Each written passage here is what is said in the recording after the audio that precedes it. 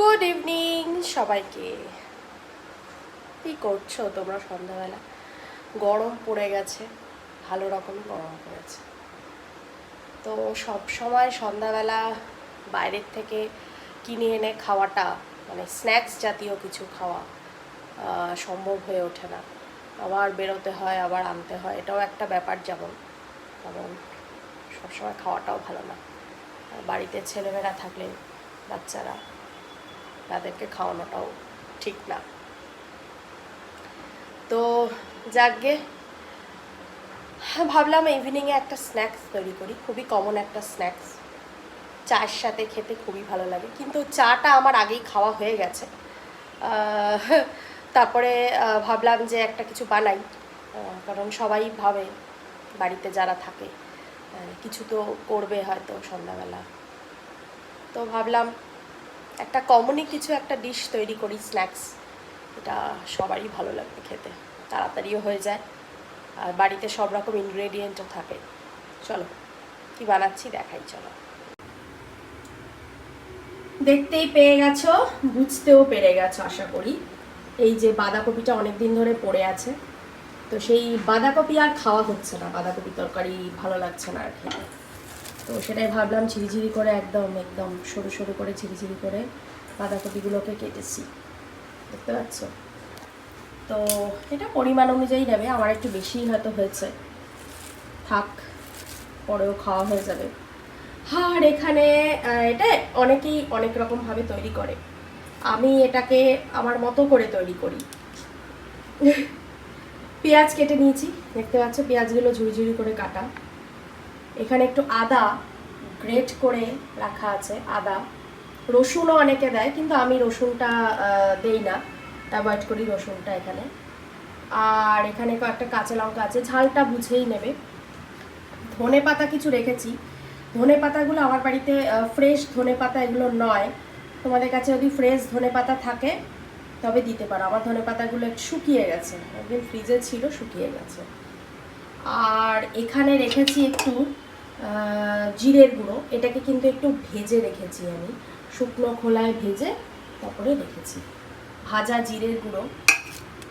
এখানে রেখেছি একটু ক্যারাম সিডস, জোয়ান, যেটা দেওয়ার সময় তোমাদেরকে দেখাবো। আর কিছু মশলা রয়েছে, চলো কী করে তৈরি করছি।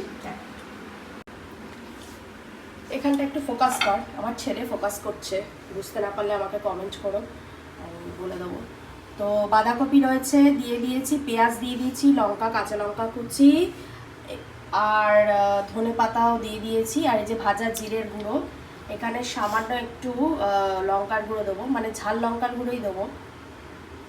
আর এখানে একটু জোয়ান নিয়েছি হাতে, এটাকে একটু জোয়ানটাকে এরকমভাবে, ক্যারাম সিডস যেটা, তো সেটাকে আমি একটু ক্রাশড করেই দেবো এর মধ্যে। তো ক্রাশড করে দিয়ে দিলাম। আর একটু এর মধ্যে যাবে হলুদ, হলুদ অল্প করেই দেবো, বেশি দেবো না হলুদ। আর একটু দেবো কিন্তু নুন। চাট মশলা দেওয়া যেতে পারে, আমি একটু দেবো চাট মশলা এর মধ্যে।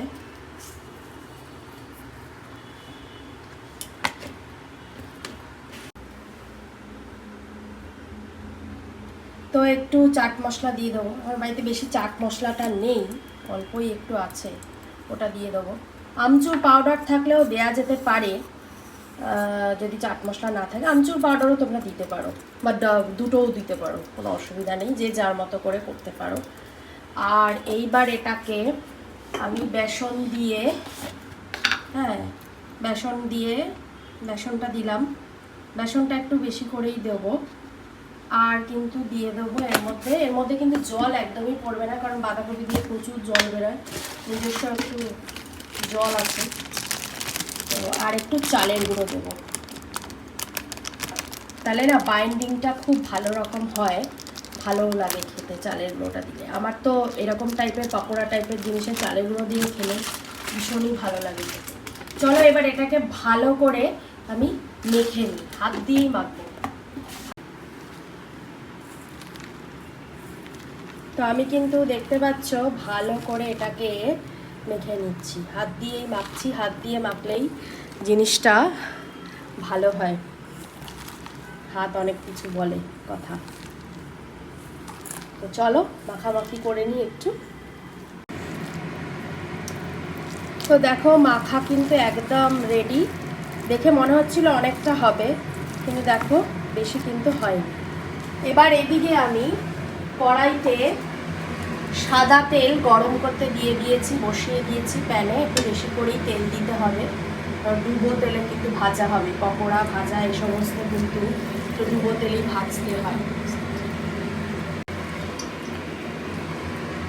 গোল গোল করে বসিয়ে দেবো। এবার তেল তো ভালোই গরম হয়ে গেছে। চলো প্রত্যেকটা কিন্তু এরমভাবে শেপ করে করে বসিয়ে দিতে হবে। প্রত্যেকটা বড়া কিন্তু বসিয়ে দিয়েছি গোল গোল করে, দেখো। এবার এটা একটু ভাজা হোক। আঁচটা এমন রাখবে মিডিয়াম টু হাই, মানে বেশি নালে পুড়ে যাবে, বেশি হাইতে করে দিলে ভেতরটা কাঁচা থেকে যাবে। তো সেই রকমভাবেই আঁচটাকে রেখেছি। চলো ভাজার পরে দেখাচ্ছি কেমন হবে।